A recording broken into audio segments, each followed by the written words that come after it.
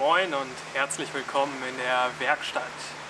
Jetzt wird ihr immer komischer, mögt ihr denken, aber heute war leider windbedingt nur bodennahes Arbeiten möglich. Ich zeige euch kurz, was ich trotzdem gemacht habe. Los geht's!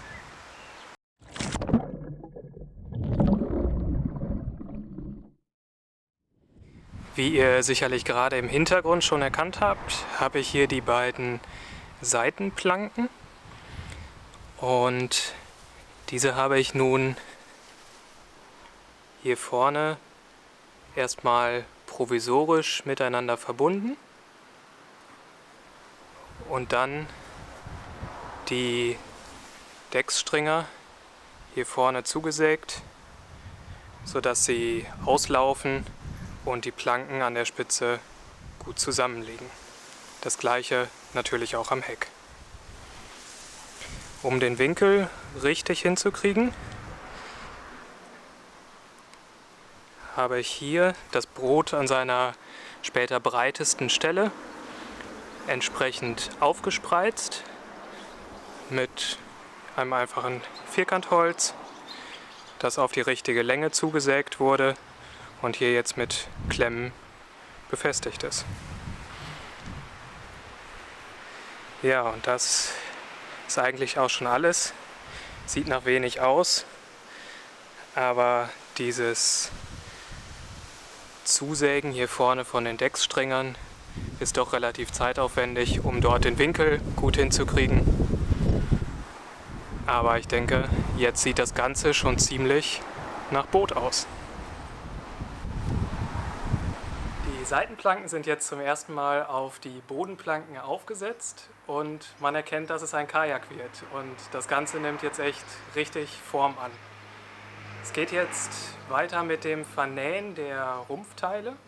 Am Heck habe ich bereits gestartet mit dem ersten Stück und ich arbeite mich jetzt Stück für Stück nach vorne, also die Löcher zu bohren für die weiteren Drähte, einzufädeln und Stück für Stück festzuziehen.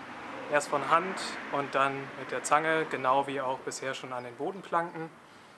Und dann sollte der Rumpf immer weiter Form annehmen.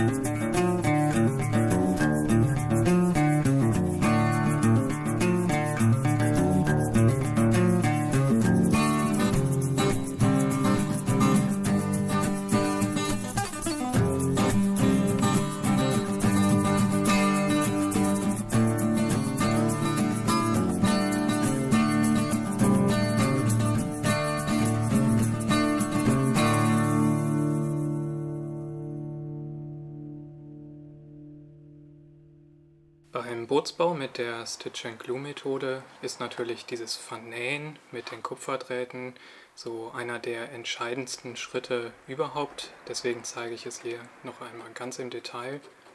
Also zuerst wird der Kupferdraht durch die vorgebohrten Löcher gesteckt. Anschließend kann der Draht schon mal von Hand so ein bisschen verdreht, verzwirbelt werden. Und endgültig macht man das dann mit der Zange, um einfach genügend Spannung aufzubauen.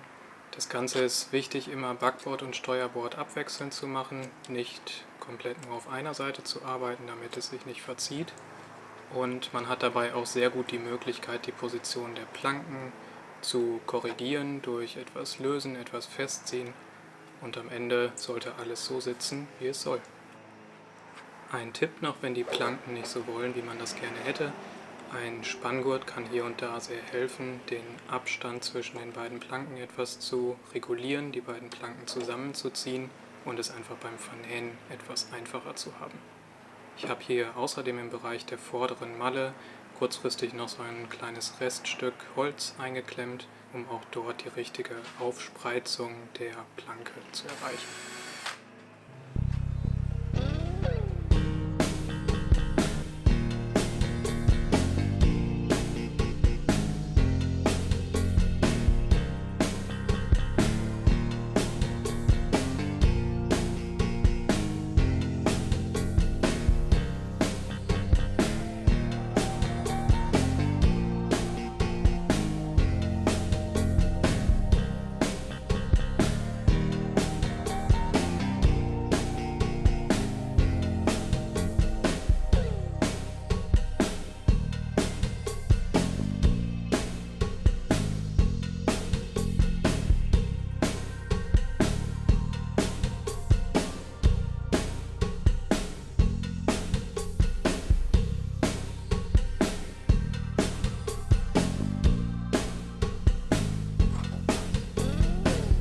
Wichtig ist gerade an Bug und Heck das abwechselnde Arbeiten Backbord und Steuerbord, um nichts rumzuziehen.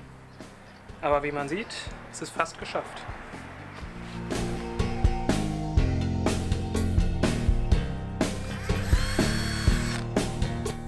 Ich werde hier jetzt noch zusätzliche Löcher setzen, die ich vorher nicht eingeplant habe, einfach um die Form besser hinzukriegen.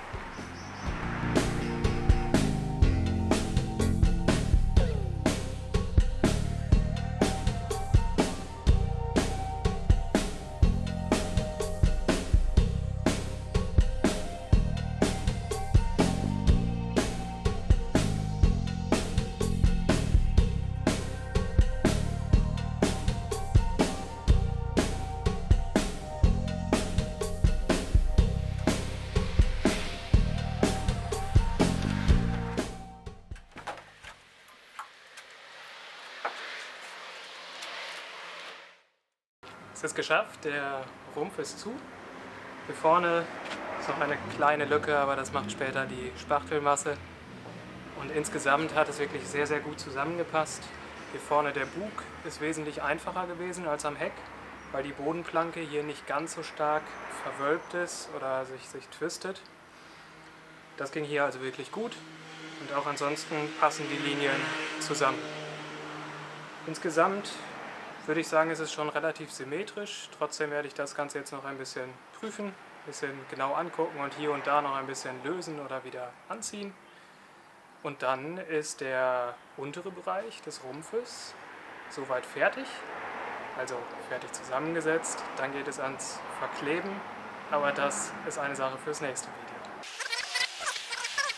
Oh, stopp! Bevor ihr jetzt alle abschaltet, es geht noch ein bisschen weiter. Und zwar habe ich hier noch 4 Streifen aus Sperrholz, die ich jetzt erst mit unverdünntem Epoxidharz einpinsel und dann mit dem bekannten angedickten Epoxidharz. Das sind wieder einfach Baumwollflocken, die ich dort eingemischt habe, zu einer so gerade noch pinselfähigen Konsistenz. Diese 4 Streifen werden später der sogenannte Decksbalken. Der sitzt so ungefähr dort, wo im Boot später die Knie sind. Und dafür habe ich diese 4 Streifen jetzt erst einmal geschichtet, jedes Mal wieder mit Epoxidharz dazwischen und noch ein letztes Mal. Diese interessant geformte Spanplatte soll dem Decksbalken die Form geben. Ausgesägt ist die übrigens aus einem Reststück meiner Arbeitsplatte. Und dazu spanne ich jetzt die vorbereiteten 4 Sperrholzstreifen mit dem Epoxidharz dazwischen Stück für Stück mit Spannzwingen auf diese Form.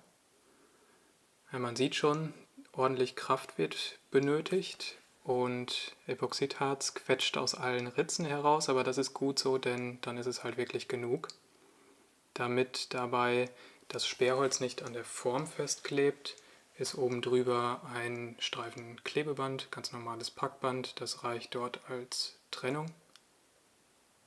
Naja, und jetzt einfach Stück für Stück weiter festziehen, weiter spannen.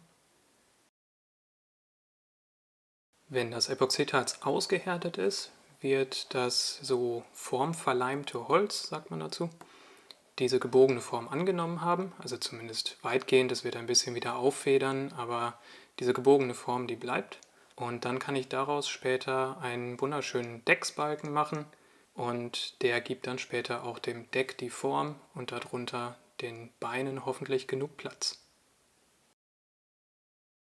Ja, es ist viel passiert jetzt in den letzten beiden Videos. Aus den Platten ist irgendwie ein dreidimensionales Gebilde geworden und das Boot wird langsam echt sichtbar. Trotzdem werden bei euch sicherlich so einige Fragen sein und ich habe euch jetzt auch lange genug auf die Folter gespannt, was das denn eigentlich insgesamt werden soll, wie das aussehen soll, wie groß das vielleicht ist, wie bin ich zu den Zeichnungen gekommen und wo habe ich überhaupt die Ideen her. Und da würde ich euch im nächsten Video, ihr seht das jetzt hier im Hintergrund schon so ein bisschen, einfach mal noch genauer mitnehmen, euch abholen, wie habe ich das gemacht und kann dort dann auch einige Fragen beantworten, die ich jetzt schon bekommen habe. Aber es ist auch eure Möglichkeit, jetzt noch einmal unten in die Kommentare zu gehen, dort einfach eine Frage, Kommentar, Anregung, was auch immer dazulassen und ich werde dann versuchen, das beim nächsten Mal mit zu beantworten oder darauf einzugehen. Also haut in die Tasten und dann bis zum nächsten Mal, nicht aus der Werkstatt, sondern aus dem Büro. Ciao!